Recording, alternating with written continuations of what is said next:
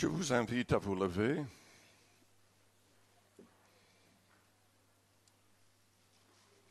Je vais lire un passage qui se trouve dans 1 Jean, au chapitre 3 et au verset 21. Et je vais parler ce soir de comment être confiant en Dieu. L'importance d'avoir une pleine confiance en Dieu.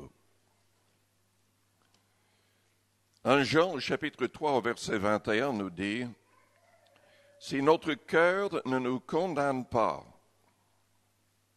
nous avons de l'assurance devant Dieu. » Si notre cœur ne nous condamne pas, nous avons de l'assurance devant Dieu. Prions le Seigneur avant d'aller plus loin. Père Céleste, nous te louons, nous te bénissons ce soir. Nous te demandons d'agir dans chaque cœur et dans chaque vie. Sans toi, nous ne pouvons rien faire ce soir. Je te demande de prendre le contrôle de tout. Parle dans les cœurs et les consciences. Pardonne, purifie, guéris. Seigneur, fortifie-nous tous. Au nom de Jésus. Amen. Vous pouvez vous asseoir.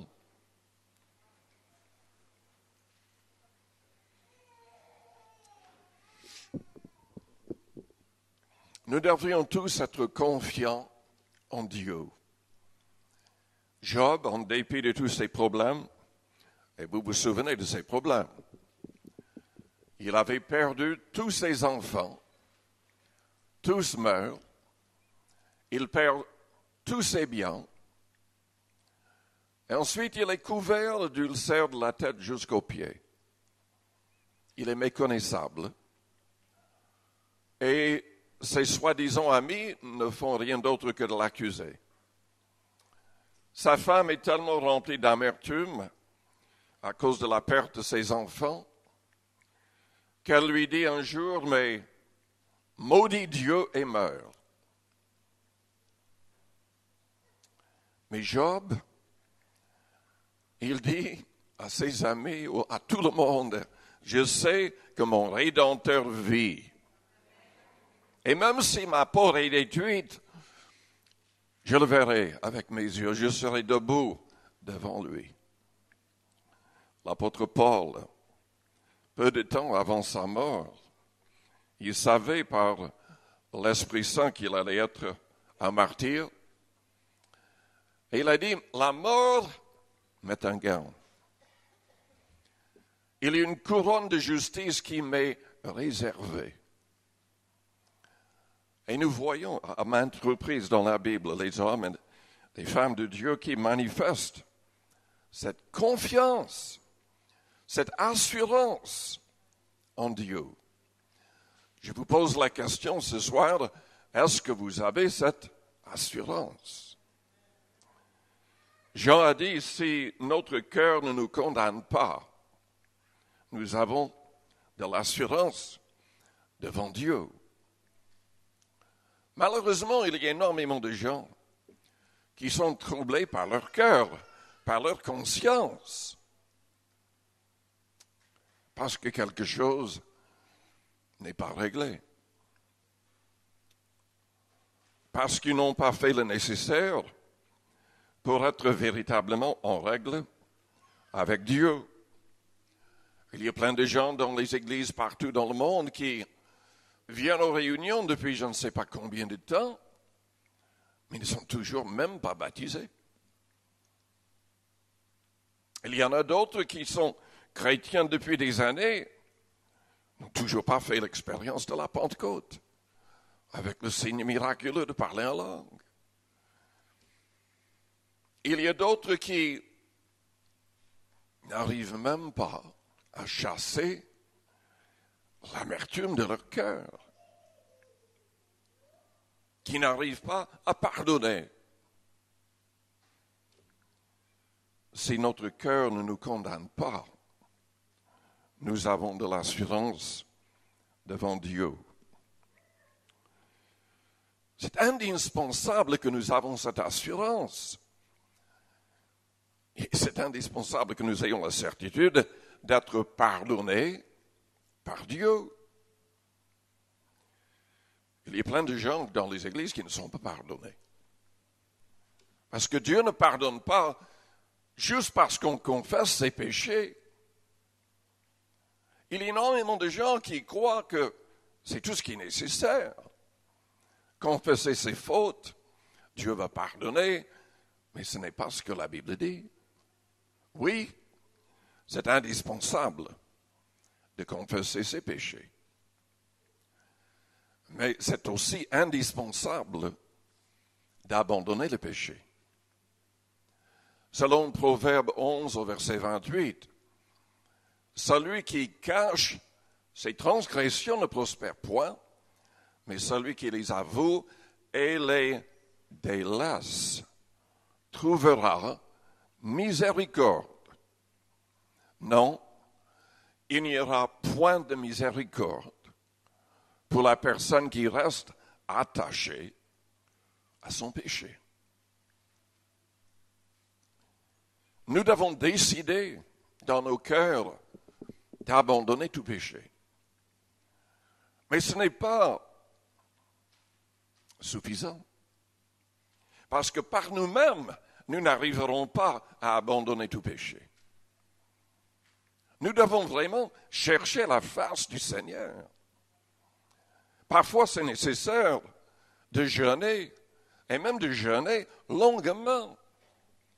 Je pense au pasteur Lauré avant sa conversion. Il était en prison. Il avait commis des actes abominables. Il était très loin du Seigneur. Il était même possédé d'esprits mauvais. Et il le savait. En prison, quelqu'un avait laissé une Bible. Il n'avait rien d'autre à faire. Donc il a commencé à lire. Je ne sais pas combien de fois il a lu la Bible. Mais sans que qui que ce soit lui parle. Il s'est converti. Mais il savait que pour être délivré de ses esprits mauvais, il devait faire plus. Donc pendant 40 jours, il n'a rien mangé. Il refusait de manger.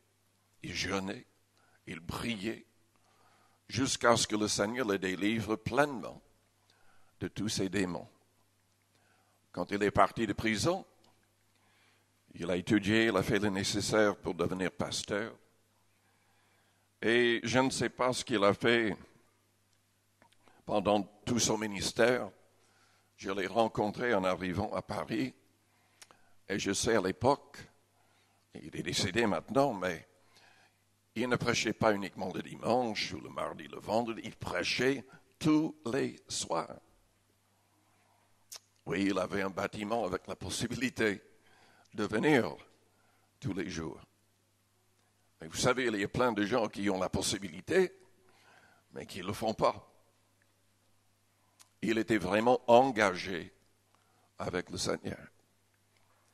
Et il avait une pleine confiance en Dieu. Oui, c'est indispensable de confesser ses péchés. Il y a énormément de gens qui ne veulent même pas faire ça. Ils ne veulent même pas reconnaître l'existence du péché. En tout cas, que ce qu'ils sont en train de faire soit péché. Il y a des gens qui veulent dire que le péché n'existe pas.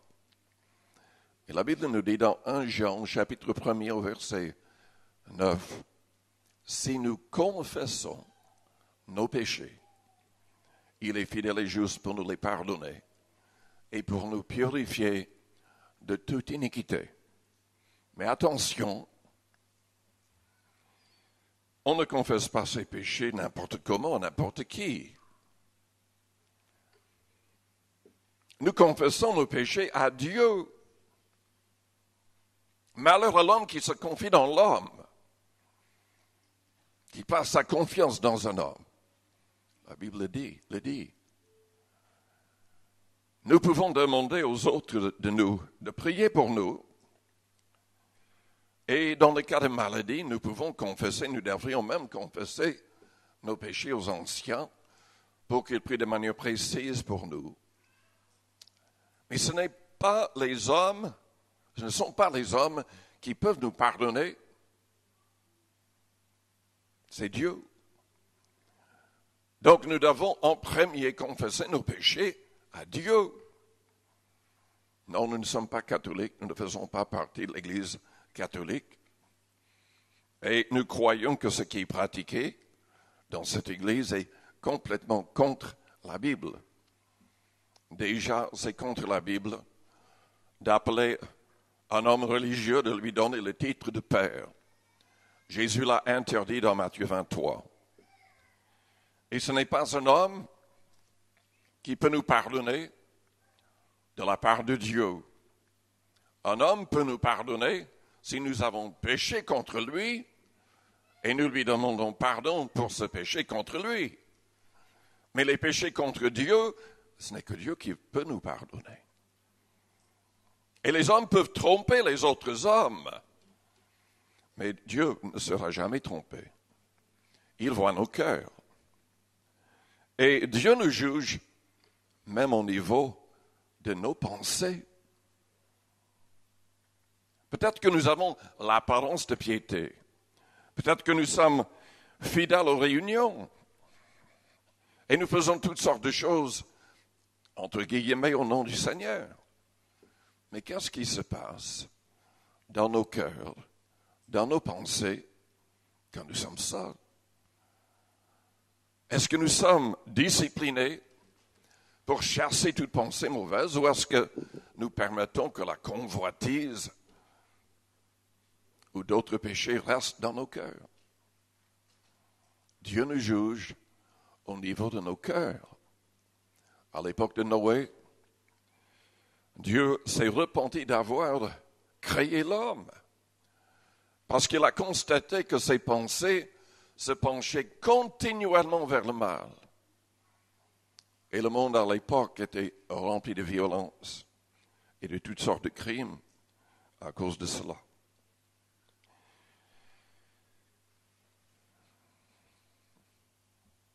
Le problème avec le péché, c'est que n'importe quel péché sera accompagné par la culpabilité.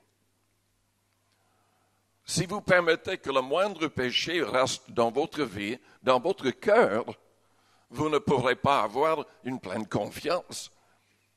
Vous ne pourrez pas être confiant en Dieu. Nous devons haïr le mal. Vous qui aimez l'Éternel, la Bible dit, haïssez le mal. Nous devons décider de le haïr. Nous devons décider, selon Éphésiens 5, de condamner les œuvres infructueuses des ténèbres. Nous devons décider de nous sanctifier, de devenir saints, qui signifie simplement nous mettre à l'écart de ces choses et des personnes qui sont iniques. Or, nous devrions aller vers tout le monde pour témoigner. Et nous devrions manifester l'amour du Christ, mais rester trop longuement avec une personne inique. La Bible dit que les mauvaises compagnies corrompent les bons mœurs. Nous devons garder nos cœurs afin d'avoir cette assurance devant Dieu. C'est indispensable pour le jour du jugement.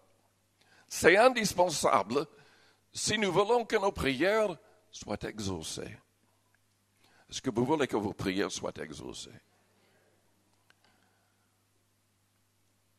Honnêtement, si nos prières ne sont pas en train d'être exaucées, nous devrions analyser nos cœurs et nos vies. Qu'est-ce qui ne va pas? Je crois personnellement que nous devrions voir beaucoup plus de miracles dans toutes les églises du monde. Je crois que nous devrions voir beaucoup plus de conversions dans toutes les églises du monde. Qu'est-ce qui bloque? Ce n'est pas Dieu qui est bloqué. Dieu veut sauver tous les hommes. Il désire que tous arrivent à la repentance. Ce sont les chrétiens qui ne se gardent pas, qui ne se donnent pas pleinement au Seigneur, qui bloquent l'évangélisation, qui empêchent Dieu d'agir d'une manière plus glorieuse.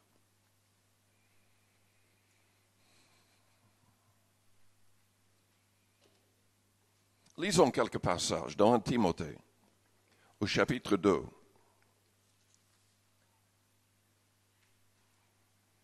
1 Timothée, au chapitre 2.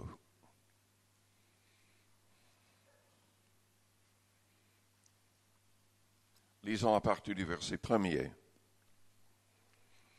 J'exhorte donc avant toute chose à faire des prières, des supplications, des requêtes, des actions de grâce. Pour qui? Vous-même? Qu'est-ce que la Bible dit? Pour tous les hommes. Oui, nous devrions confesser nos propres péchés. Mais selon plusieurs passages dans la Bible, nous voyons les prophètes et d'autres qui confessaient le péché comme s'ils faisaient partie de tout cela, mais de confesser les péchés de leur nation, de leurs parents, des gens autour d'eux. Ils ne s'élevaient pas au-dessus de ces gens, ils étaient inclus dans la prière. Nous devrions faire toutes sortes de prières pour tous les hommes, pour les rois, pour tous ceux qui sont élevés en dignité, afin que nous menions une vie paisible et tranquille en toute piété et honnêteté. Cela est bon et agréable devant Dieu, notre Sauveur, qui veut que tous les hommes soient sauvés et parviennent à la connaissance de la vérité. Car il y a un seul Dieu et aussi un seul médiateur entre Dieu et les hommes, Jésus-Christ, homme, qui s'est donné lui-même en rançon pour tous.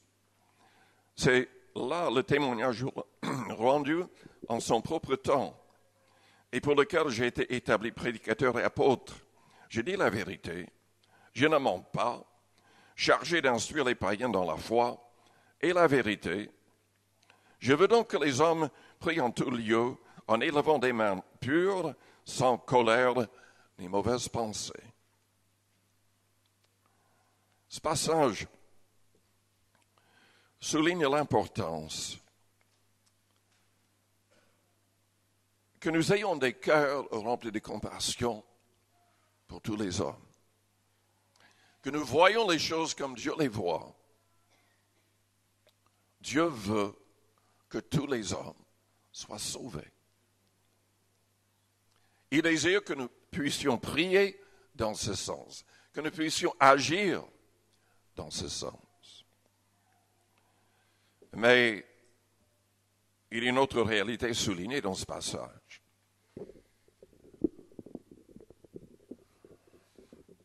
Nous ne prions pas aux hommes. Nous ne prions pas à Marie. Nous ne prions pas aux saints. Nos prières montent vers Dieu. Jésus-Christ a enseigné de prier le Père en son nom pour être exaucé. Le verset 5 nous dit, car il y a un seul Dieu et un seul médiateur entre Dieu et les hommes, Jésus-Christ, homme. Le Seigneur Jésus-Christ qui était égal avec le Père, selon Philippiens 2, qui était esprit invisible comme le Père, s'est fait homme pour accomplir le plan du Père. C'est la seule personne qui puisse nous sauver. C'est la seule personne qui puisse nous pardonner et nous délivrer du pouvoir du péché. Hébreux 7 au verset 25 dit qu'il est capable de sauver de manière parfaite tous ceux qui s'approchent de Dieu par lui, étant vivants pour intercéder en leur faveur. Nous devrions avoir une pleine confiance en Jésus-Christ, dans le nom de Jésus-Christ, quand nous prions.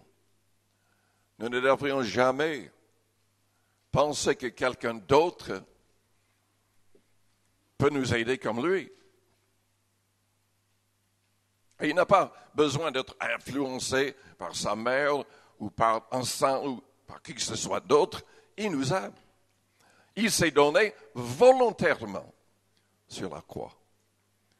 Il a dit, il n'y a pas de plus grand amour que de donner sa vie pour ses amis. Il savait très bien qu'il allait être crucifié. Il en avait parlé plusieurs fois. Il a dit dans Jean 10, je suis le bon berger, je donne ma vie pour mes brebis. Personne ne me l'ôte, je la donne de moi-même. J'ai le pouvoir de la donner et de la reprendre, tel est l'ordre que j'ai reçu de mon Père.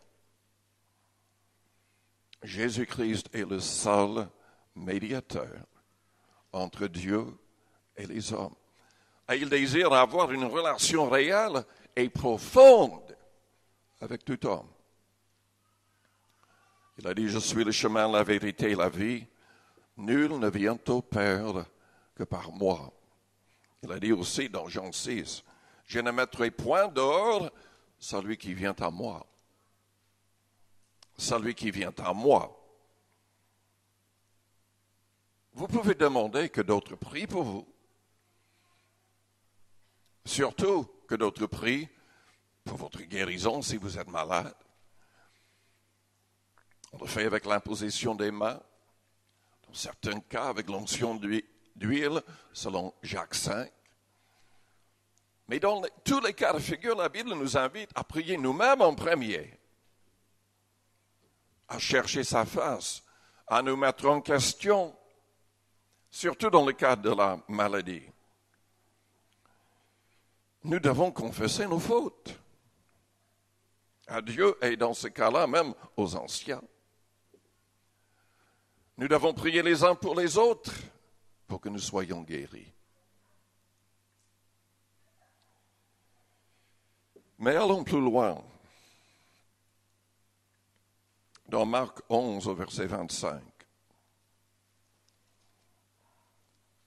Déjà au verset 20, Jésus-Christ parle de l'importance de la parole de la foi.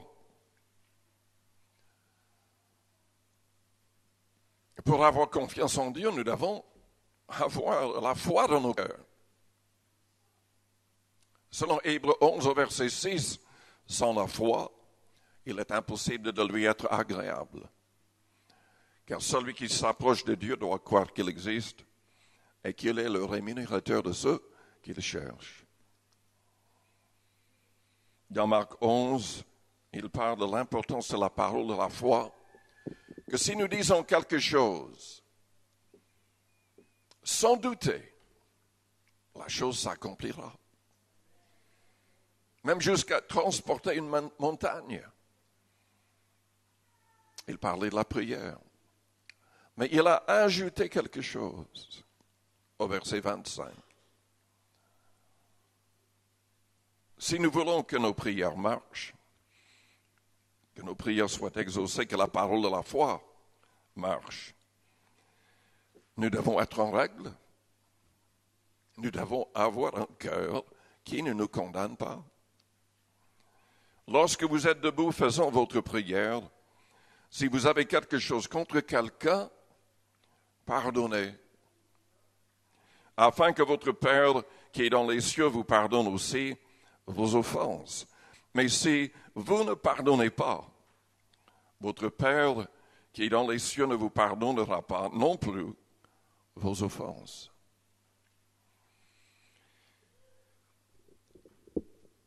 C'est incroyable les histoires qui existent dans les églises. Histoires de manque de pardon. Mais des histoires tellement bêtes. Il y avait une église en Floride qui changeait les décors parce que tout était en mauvais état. Il voulait changer la moquette aussi. Mais celui qui avait donné le plus d'argent voulait que la moquette soit un peu orange.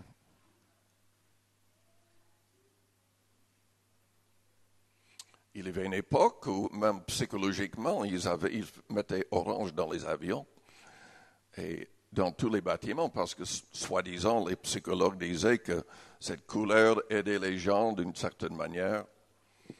Ils voulaient que la moquette soit un peu orange. La majorité des gens voulaient une autre couleur. Et ils ont voté. Il a perdu. Il est parti de l'église. Mais il y a tellement d'histoires comme ça. Une sœur contre une autre sœur, un frère contre un autre frère. Toutes sortes de choses. Mais nous devons aimer même nos ennemis. Si on n'arrive même pas à aimer son mari, sa femme, ses enfants, les frères et les sœurs dans l'Église, comment est-ce qu'on va arriver à aimer les pires ennemis?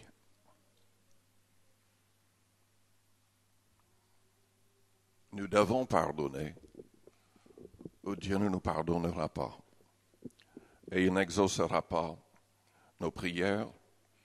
Nous allons passer à côté de la bénédiction qu'il désire pour chacun de ses enfants.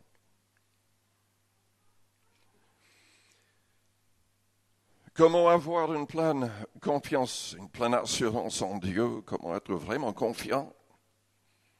Nous avons besoin de son esprit.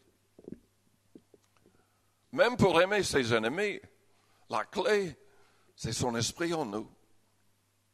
Étienne et d'autres qui sont devenus des martyrs. Comment est-ce qu'ils sont arrivés à prier comme le Christ avant de mourir? Père, pardonne-leur. Uniquement parce qu'ils étaient remplis du Saint-Esprit. Plus on prie en langue miraculeusement dans notre recueillement personnel, plus on est rempli d'amour. Selon Romains 5 au verset 5, l'amour de Dieu est répandu dans nos cœurs par le Saint-Esprit qui nous a été donné. Ce n'est pas assez de faire une seule expérience avec Dieu, même si cette expérience était vraiment miraculeuse et merveilleuse. On a besoin de prier par le Saint-Esprit chaque jour, car nos cœurs, si nos cœurs ne sont pas sous le contrôle du Saint-Esprit, ils vont manifester les attitudes du monde. Le vieil homme sera ressuscité. Notre vieil homme doit rester crucifié, enterré, selon la Bible. Et l'homme nouveau doit régner. Mais c'est par le Saint-Esprit. C'est par le fait de lire et de relire ce livre dans une attitude de prière, sous le contrôle du Saint-Esprit. Les gens qui lisent la Bible, comme si la Bible était comme n'importe quel autre livre, ils lisent de manière académique, passent à côté des bénédictions du Seigneur. Les hommes de Dieu qui ont été les plus efficaces dans l'histoire lisaient souvent la Bible à genoux, dans une attitude de grand respect, lisant et écoutant pour que Dieu leur parle au travers de cette parole. C'est toujours la manière de la lire, si nous voulons toutes ces bénédictions. Dans 2 Corinthiens chapitre 3, au verset 17, déjà il faudrait que je vous parle de ce chapitre. Paul compare les miracles de l'époque de Moïse avec les possibilités que nous avons grâce au Saint-Esprit. C'était glorieux ce qui s'est passé à l'époque de Moïse. Israël délivré de manière miraculeuse des Égyptiens. Miracle après miracle. Et même Dieu a ouvert la mer Rouge pour qu'Israël passe sur une terre sèche. Et après, il a noyé les Égyptiens dans cette mer pour les protéger, pour protéger Israël. Dieu peut tout faire.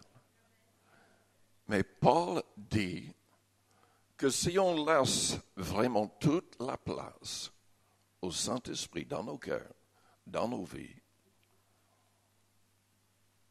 c'est la volonté de Dieu d'accomplir des choses plus grandioses.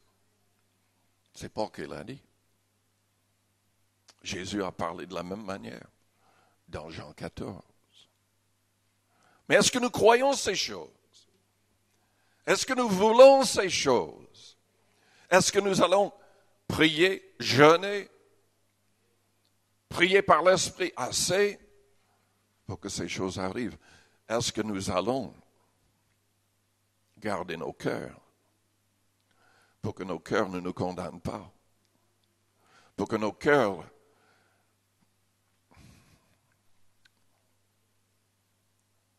ne mettent pas des barrières entre nous et Dieu.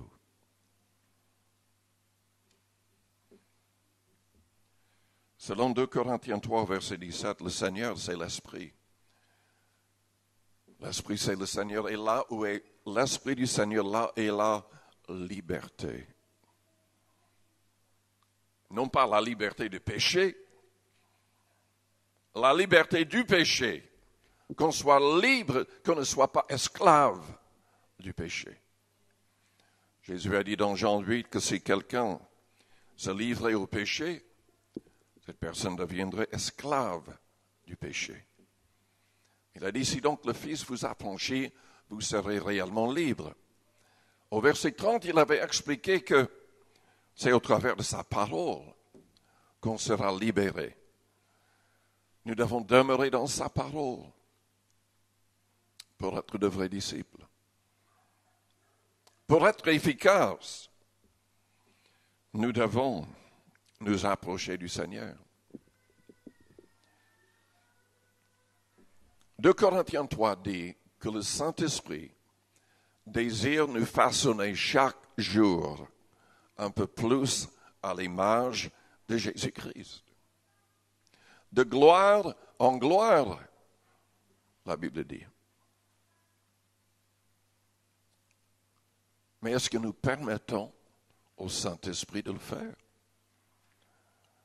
Est-ce que nous prenons le temps de prier, de méditer vraiment la Bible, d'écouter? Jésus a dit, suivez-moi et je vous ferai pêcheurs d'hommes. Est-ce qu'on suit véritablement le Seigneur? Je vais le répéter. Est-ce que nous suivons véritablement le Seigneur? Il a dit dans Jean 15, si vous demeurez en moi, je demeurerai en vous. Il a dit, si vous demeurez en moi et que mes paroles demeurent en vous, demandez ce que vous voudrez et cela vous sera accordé. Si vous portez beaucoup de fruits, mon Père sera glorifié et vous serez mes disciples. Il parlait du fait de gagner des âmes dans ce chapitre.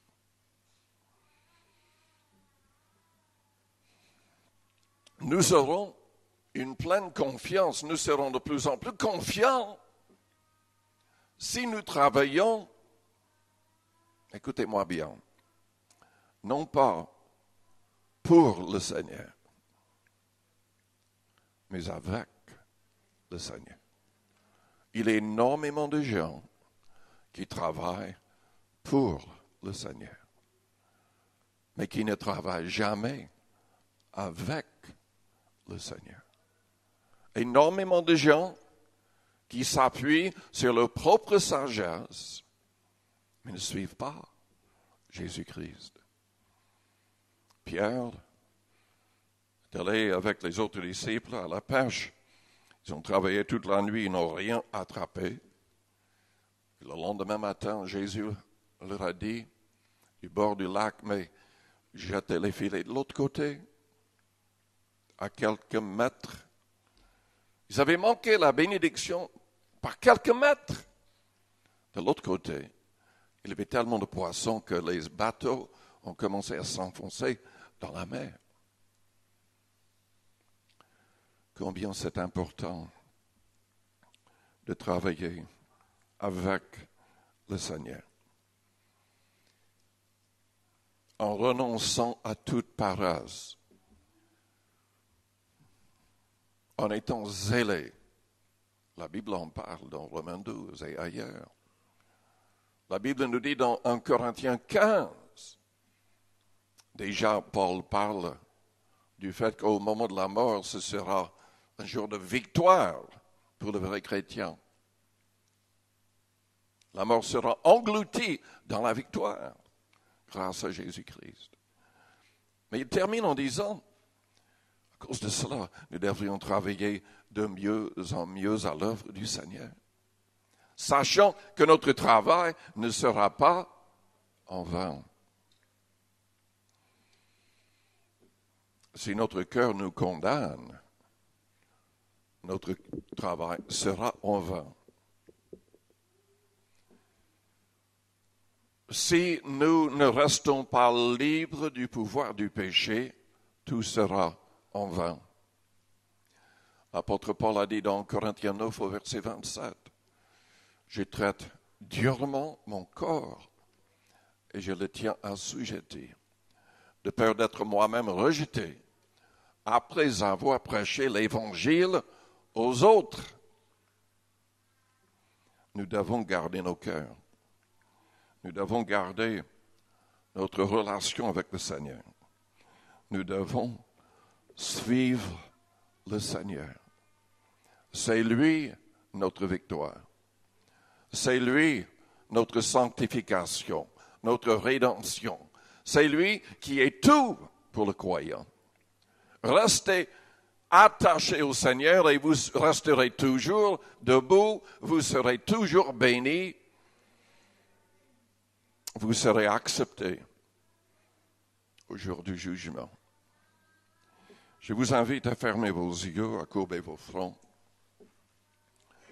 Avec les yeux fermés, les fronts courbés. Je vous demande, peut-être que vous êtes là et vous n'avez jamais donné pleinement votre cœur et votre vie à Jésus-Christ. Vous n'avez pas pleinement placé votre confiance, votre foi en Jésus-Christ.